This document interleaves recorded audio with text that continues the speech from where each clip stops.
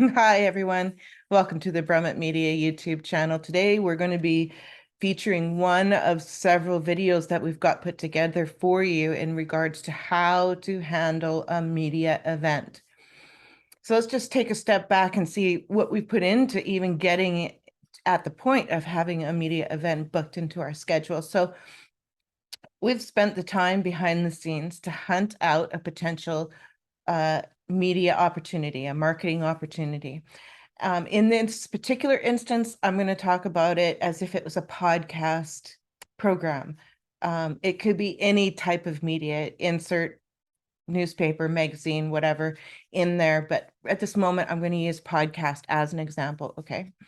So you found the right contact to query to. You've sent the query in.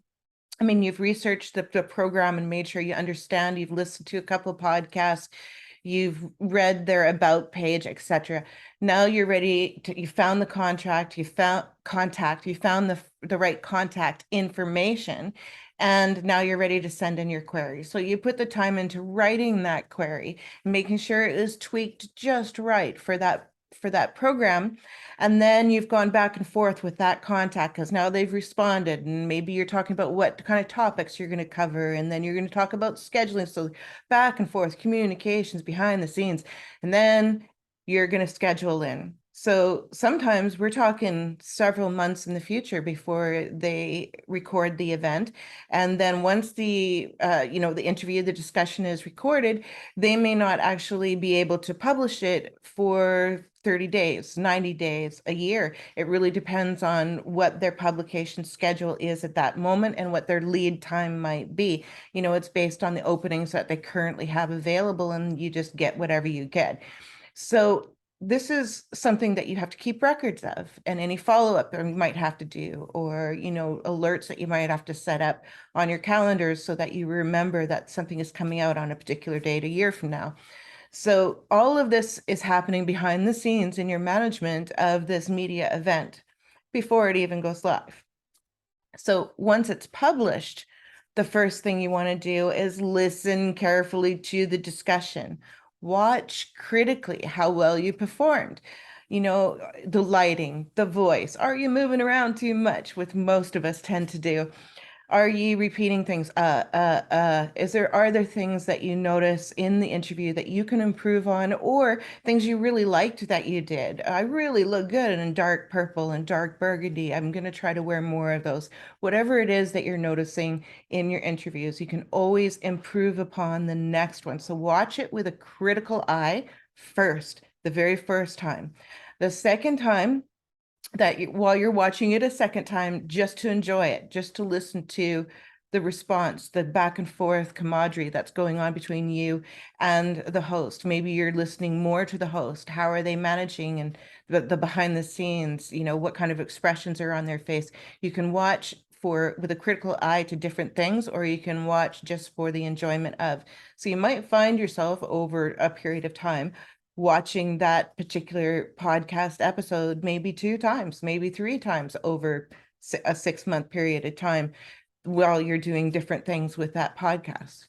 So this, again, it's a great opportunity for growth and to improve your future business and marketing and appearance activities is by reevaluating what just happened. Okay. The next thing you want to do is maybe make some notes of things that you were not able to cover in that discussion, areas that were glanced on that you would have loved to have expanded on, but you guys didn't have time. Maybe things that you could consider that they might consider for a follow-up discussion with you. So these are things that you're going to be watching for during these viewing periods. Now, the next step is to make sure that you click that thumbs up, give it a like, the thumbs up sign. There's usually one at the base, a thumbs up or like or star or rate this podcast. Any one of those, be sure that you do. Give it a 4-star, 5-star, give it a thumbs up, whatever you can do to support the program. You might want to subscribe to the program. You can always unsubscribe later if you find you're getting spammed or whatever, but subscribing to the program shows them that you're showing support. You're supporting them. This is really important to do as well. Make sure that you leave a comment on the episode as well. Most podcast and YouTube and other online radio shows also have a section where you can write in your comments. Make sure you do that. Fill in your section, say thank you, talk about a specific aspect, expand on a topic or a point, whatever it is you want to do for each and every media event, have something available in your mind, and leave a comment. Be sure that in that comment, you thank the people that made it all possible. Even if you don't have room to thank each individual, you could just say general thanks to everyone that made this interview possible, and all our listeners or viewers too, something along those lines. Okay, the next step is to make sure that you share the link along with some kind of enticing blurb to attract people, to entice people to come check out the link. And you want to post that on your various social networking sites. That's a given, right? Lots of people don't do it. Believe it or not, a lot of people don't do it. How are you going to stand out in the crowd? By doing things that people aren't doing. Outwork them. And this is one of the ways that you can outwork them. So you want to post, you want to share that link everywhere that you're associated with in whatever way you can. A writers group, an online social networking site for book authors, book marketing group that you joined on online. Maybe you could post it on your Facebook and LinkedIn and Twitters and Instagrams and TikToks and Dribbles and who know what else that you're on online, all these different places that you might be online. There's ways of sharing that link that will entice that particular audience to that interview, Alignable, whatever group that you're on. So make sure that you utilize that, go to each and every one of them, create maybe a different blurb, a couple different blurbs so that each post isn't exactly the same. So say you have a LinkedIn friend who is also your Facebook friend, they won't be seeing the exact same post, but it will be pointing them to the exact same interview. So these are some ways to really promote that event. So the next thing that you want to do is go to your blog and schedule in a post for publication, even if it's months in advance, even if, whatever opening that you might have, whatever your publication schedule is. Mine is often 2 to 5 months in advance that I'm working for a lead time, because those dates are already filled up to that, whatever I have available. And that's the date they get when it comes to promoting it. And you don't have to feel bad about it being farther away from when it was published, because what the point is we're trying to drive traffic to that media event over a longer period of time. You want to continue to drive traffic 3 months, 6 months, a year, 2 years after the event. You want to still be finding ways to drive traffic to that media event. But this is just initially when it first released, these are the things you do. So then you also want to have a media page on your website or your blog. And we have a video that describes using a media page and what a media page is. So watch for that. But you want to make sure that you place your most recent media appearances at the top of that media page. Okay. And then what you want to do is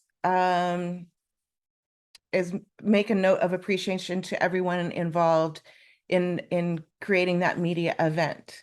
So you would direct mail or email or text, however you've been communicating with them, whether it be on Facebook Messenger or wherever it is, you're going to be reaching out to them and saying, thank you. I really appreciated this. What you did here was great. I loved how you handled this situation.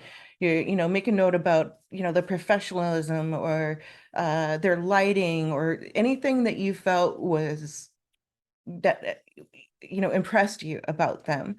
If there was something, make sure it's genuine. You don't want to be fakey, and say your thank yous. And if, let them know that you appreciate their time.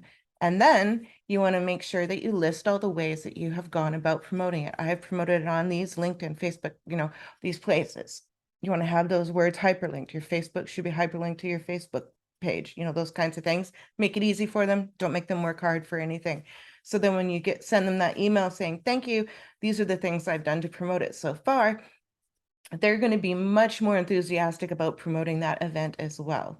So the next step is to mention that you'd like to be a guest in the future. In that same letter, you're saying you haven't signed off yet. You want to say, I'd love to be a guest in the future. If you ever have a cancellation and you need a guest on call, I'd love to be that on-call guest for you. Or if you'd like to do a follow-up discussion, I can easily see us covering this, that, and the other topics, areas that we couldn't expand on, or that would be great follow-up topics to what we've already covered today. So you're giving them fodder, you're giving them information, you're giving them ideas, give, and at the same time, you're getting all this promotion and you're really solidifying the relationship with that marketing, with that member of the media. So maybe you have this interview, maybe they'll have you come back 2 or 3 or 4 or 5 times because you've presented them with all of these interesting topic ideas that they just would really love to have. And they really want to work with you because you promote the heck out of their show and things like that, right? So it can expand and grow from there to really nurture that relationship for years and often decades to come. Now, again, you want to make sure that they know how you've gone about promoting it, that you left a comment on that particular episode page, and point out your media page where you have listed them. So make sure that they are aware of all of that. So that is how initially to handle a media event. I hope that helps you out in your marketing adventure.